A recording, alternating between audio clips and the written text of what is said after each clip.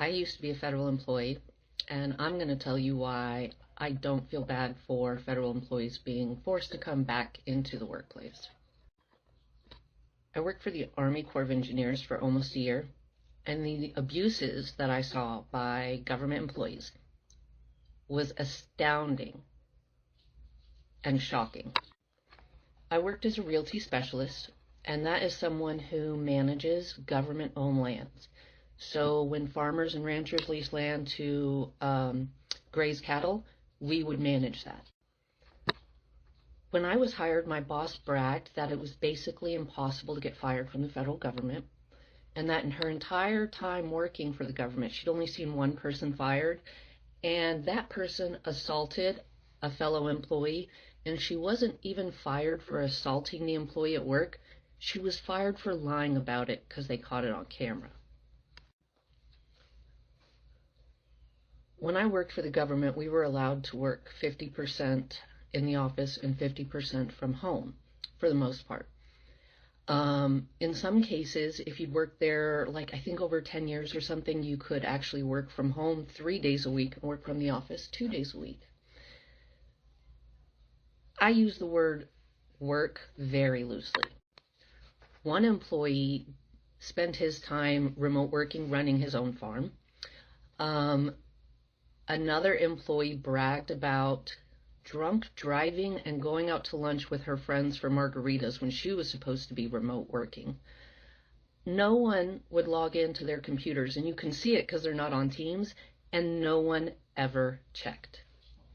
Ever. There's something called the 80-20 rule where 80% of the work in government is done by 20% of the people, and this is very, very true. People who get a job in the government a lot of times find out that it's very difficult to fire them, and they take advantage of this.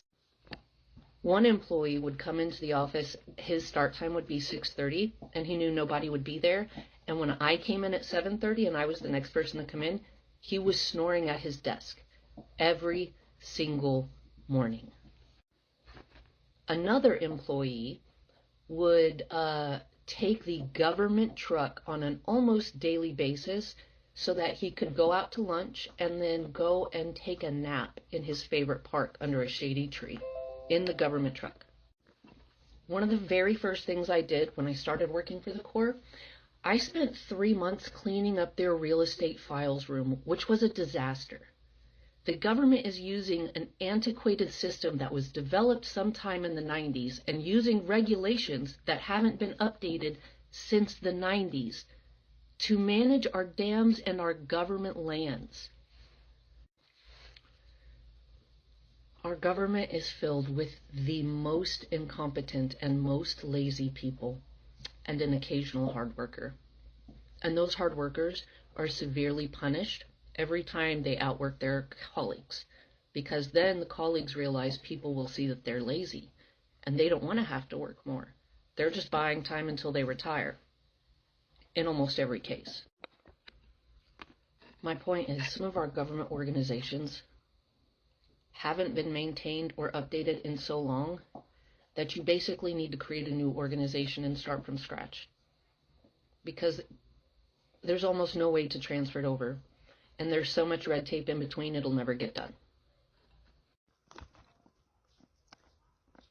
But I know that our government is inefficient because the people working for it are not doing what they need to do to take care of the rest of us.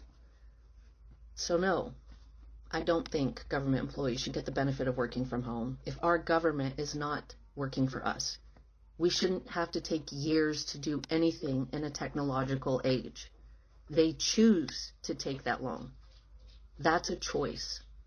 So they can choose to do things faster and more efficiently, and then they can choose to get remote work back. I don't feel bad for them at all.